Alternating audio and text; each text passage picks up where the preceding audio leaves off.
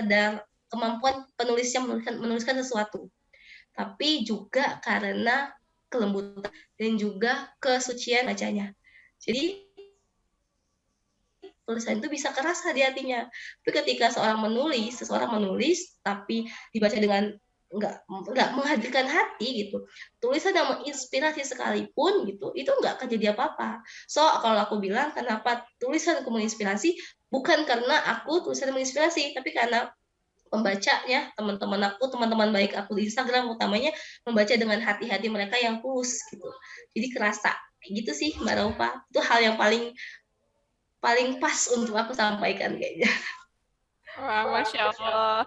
Jadi tulisan tuh bagi penulisnya gitu merasa bahwa tulisannya itu tidak menginspirasi gitu ya bagi Mbak Dian. Tapi karena yang Mbak Dian yakini adalah ketika membacanya gitu ketulusan para semua. Tapi aku yakin kata-kata bukan hanya sekadar kata-kata, pasti ada kekuatan di dalamnya. Dan walaupun dia tidak yakin gitu tulisannya menginspirasi, tapi kita sendiri yang tahu, kita sendiri yang baca, kita sendiri yang bisa merasakan gitu ya kekuatan-kekuatan pesan-pesan gitu yang Mbak sampaikan itu. Assalamualaikum warahmatullahi wabarakatuh.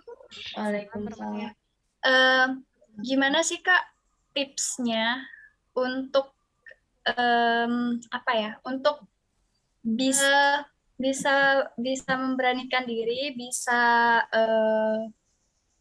fokus, maksudnya tuh apa sih yang perlu kakak siapin kayak gitu selain mental, terus juga ya apa dah itu Kak yang perlu disiapin kalau misalnya kita mau menerjunkan diri di bidang literasi gitu.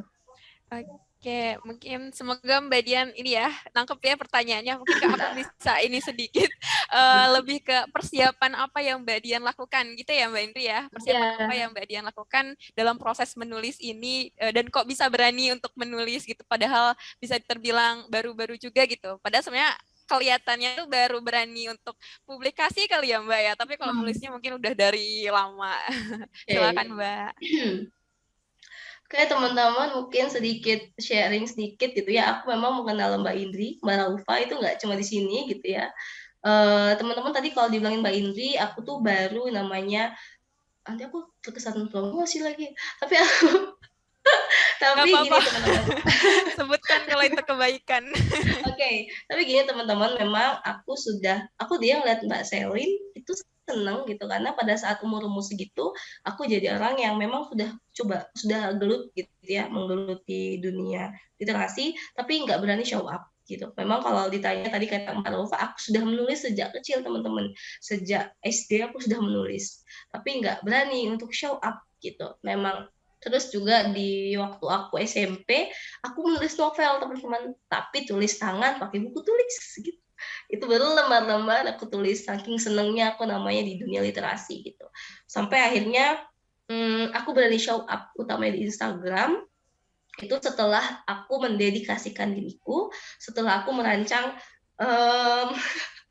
setelah aku merancang life planning ya teman-teman gitu ya. Setelah aku merancang life planning, aku tahu nih oh ternyata memang aku recording in progress.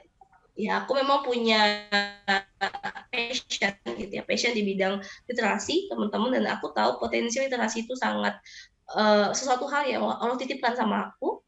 Akhirnya aku merancang tujuan hidup, akhirnya aku merancang bagaimana tujuan hidup ini bisa berjalan, bisa tercapai gitu.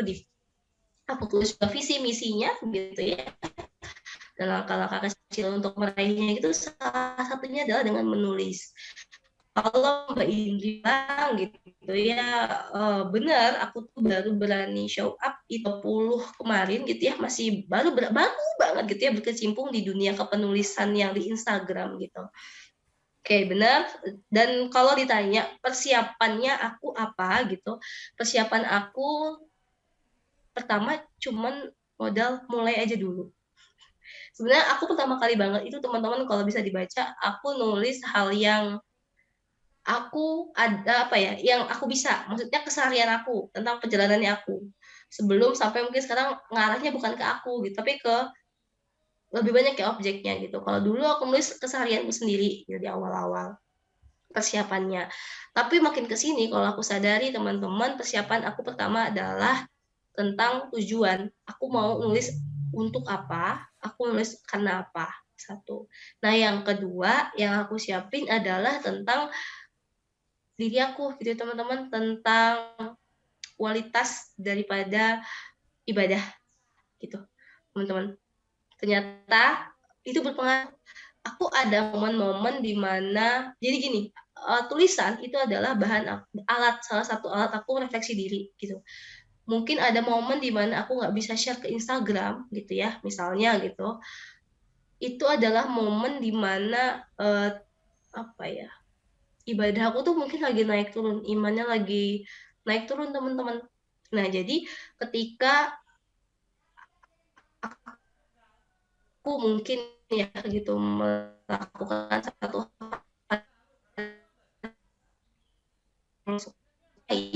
gitu misalnya, itu akan berpengaruh. Mbak Indra, aku nggak bisa setelah ya tadi, yang kedua adalah hati aku gitu, untuk apa hati aku tuh gitu.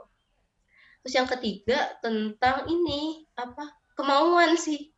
Soalnya kalau udah nulis niatnya ada, tiba-tiba nggak mau, udah deh nggak akan jadi itu tulisan, yakin aja nggak jadi gitu, mau kayak mana pun dicoba nggak jadi. Itu ketiga. Keempat, kalau soal nge-share gitu, cara aku nge-share ini sih apa namanya, enggak sih sebenarnya, kalau aku nge-share tuh nge-share aja, cuman dilihat kadang itu teman-teman nggak jadi nge-share tuh gara-gara kurang perfect, kurang kurang bagus. Nah, itu hal yang nggak boleh, karena kadang-kadang hal yang bagus menurut kita belum tentu bagus untuk orang lain. Sebaliknya juga gitu gitu.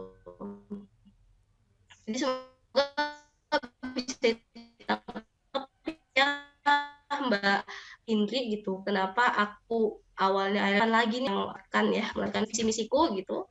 Terus juga kesiapannya tadi gitu ya. Di teman-teman salah satunya adalah kalau teman-teman mau nulis ya, atau mau membaca itu, teman-teman bisa mulai dengan mungkin juga mungkin suatu wudhu mungkin bisa pengaruh banget sama kualitas tulisannya kita. Mungkin itu salah satunya gitu.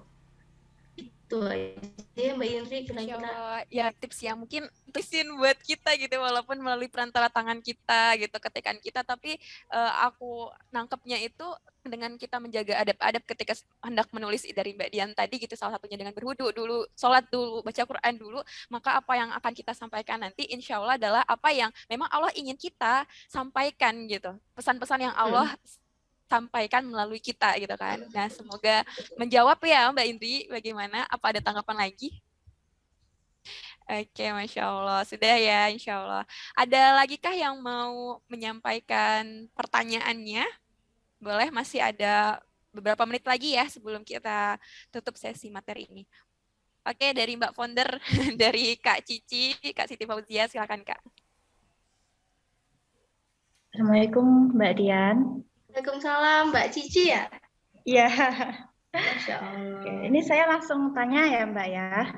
Boleh. Ini masih seputar tips sih. Jadi kan gini, ini kan lebih ke membaca nih. Kan biasanya setiap orang itu punya istilahnya tips membaca masing-masing. Maksudnya tips istiqomah versi masing-masing. Nah, kira-kira Mbak Dian bisa membagikan nggak kira-kira tips seperti Mbak Dian itu gimana ya? Maksudnya tips membaca ala Mbak Dian itu seperti apa? Dari istiqomah dalam membaca gitu Mbak. Mungkin bisa di-sharing ke kita. Soalnya kan sometimes ada yang tiba-tiba males atau nggak bisa manage waktu atau jenisnya seperti itu.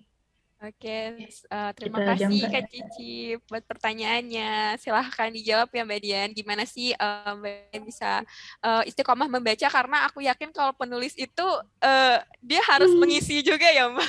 Nah, jadi gimana? Silahkan Mbak. Oke. Ini hal yang aku sampaikan itu mungkin lagi agak PR untuk diriku sendiri gitu ya. Karena ternyata kesibukan memang benar-benar ya memakan waktu gitu ya. Memakan waktu untuk suatu hal yang baik termasuk membaca gitu. Terima kasih Mbak Siti, Mbak Cici sudah tanya ini gitu. Jadi kalau dari aku sih teman-teman, aku mulai dengan gitu. Cari buku yang aku suka, bukan apa yang gini, apa yang aku suka deh cari gitu. Mulai dari buku yang kita suka, kita akan dengan buku itu. Tapi kalau kita mulai aja udah males deh, kita akan berat. Mungkin sama ya kayak baca Quran gitu ya. Itu memang kita bukan apa ya? Kita memang meluangkan waktu gitu loh. Ada waktu, oh jam segini aku harus baca gitu. Misalnya aku ada yang namanya bikin jurnal gitu ya. Jadi aku bikin kurikulum teman-teman. Kurikulum baca mungkin lagi PR nih sekarang, kurikulum baca ini lagi PR nih buat aku. Tapi penting teman-teman kalau kita kurikulum membaca ini kita tahu oh pekan ini kita harus berapa targetnya gitu ya, berapa yang harus kita selesain gitu ya, dan materi apa yang kita dapat kita catat gitu. Itu kalau aku ya gitu. Jadi kalau tanya tadi di situ. Jadi bikin kurikulumnya mungkin nanti mungkin dibikin jurnal setelah ngebacanya. Habis itu mulai dengan membaca buku-buku yang teman-teman suka dulu. Habis itu coba meluangkan waktu gitu. Coba meluangkan waktu untuk khusus ini Masya Allah.